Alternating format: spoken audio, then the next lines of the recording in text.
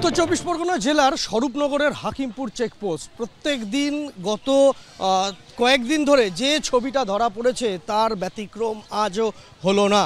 একেবারে ভোর রাত থেকে কাতারে কাতারে মানুষজন, শয়ে শয়ে মানুষ যারা বাংলাদেশি তারা আসছেন এবং তাদের এখানে অপেক্ষা তারা করছেন এবং এখান থেকে তারা ফিরে যাবেন তাদের নিজের দেশে। আসছি তো কাল সন্ধ্যায়, রাত্রে ছিলাম, এখন কি করে আমি জানি সেটা। বাংলাদেশি বাংলাদেশ গিয়ে আগে যা কাজ করতাম কৃষিকাজ করব। এরা যে বাংলাদেশি নাগরিক সেই সমস্ত পরিচয়পত্র বিজিবিকে পাঠানো হচ্ছে। বিজিবির তরফ থেকে সেই পরিচয়পত্র যাচাই হয়ে আসার পরে তারপরে কিন্তু সীমান্ত পারাপারের অনুমতি দেওয়া হচ্ছে।